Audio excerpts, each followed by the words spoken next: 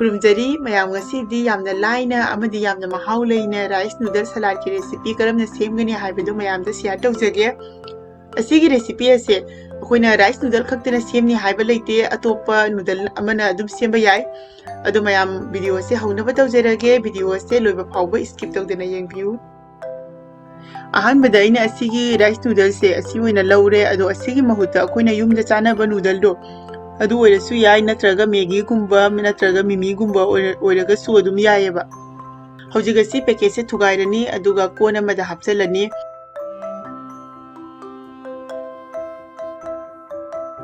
noodle se kitang sangeba aduna masi kitang khutna thudek pirani thudek laba matungda ising sabung tawba khara asida noodle sida hijalani sama samana noodle se ising manung sida phajana lupsalani asi noodle se dipo pada kitang matam changi aduna minute 30 muk thambigani atopa rice noodle ka diko ising da yamna kuina tingmai mathau ta deba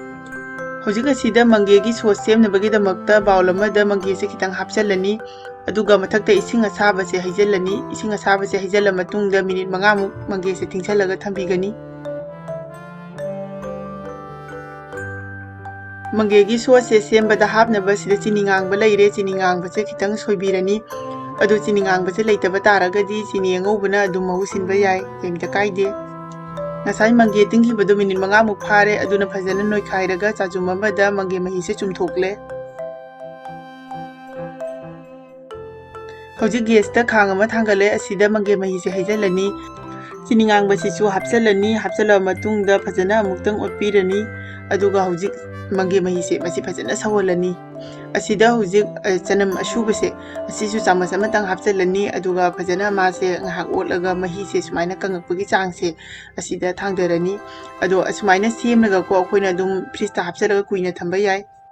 manggegi sauce se semla matungda amuk khang ama thangale asida thau hapchalle aduga tilhau se kitang papana soiraga tilhau se ngaubirani aduga chanam ashubani sisu chanam ashuba se chamas amatanga hapchalani tilauga janamga se ngahak phajana otlaga ngobirani aduga sumaina mulakpa changse asida mai se thingjalani haujiga sida salad se to naba kona ma laure asida kobi managa adudagi gajar ga se khoi sinju shubado adumaina kupna soiraga khara hapchalle aduga ngasai gi noodle do asi chu pope ba mahi do si thokraga noodle se khara hapchalle asina ngasai gi tilauga janamga ngaukhibado thawgo loina na chamasama muktang hapchalle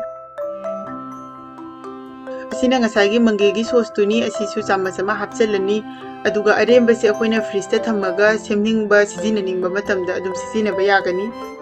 sida soya sauce leida soya sauce sichu kitang hapchalani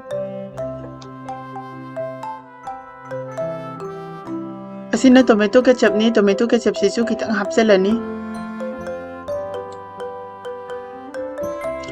thum ka jiktang hapchalani thum se sauce sing sida su loina yawkhrabne ba aduna kitang likna hapirani aduga sidana fish sauce leire fish sauce se kitang hapchalani adu asi optionally haptraga su kemta kaide aingonda leibagi dum hapani ba asida moro ashuba se chamas amatang hapchalani aduga asina ko besan ngobani akoina sinju suba matamda besan jengok thoga hapidana kitang mase phra launa baina adumaina asida su ko kitang mase nap launa bagi damakta besan ngoba se kitang hapani hojika si phajana mix option birani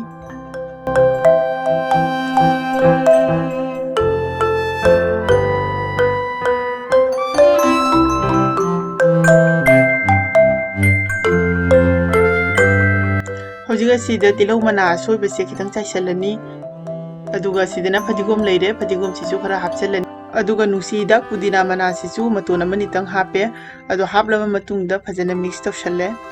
hojik phajana totpa loirabanina plate amada hapchalani mayam egi ngasigi rice noodle salad ki recipe ase semba loijare mayam ne rice noodle natraga su atopa noodle singda asigi semliba mawong asida semaga adum try tawbiu video sina nungairagadi channel sibu like share subscribe tawba kaubiganu ngasigi di matang asida losinjerake mathangi video da mukhana thengnarasi bye bye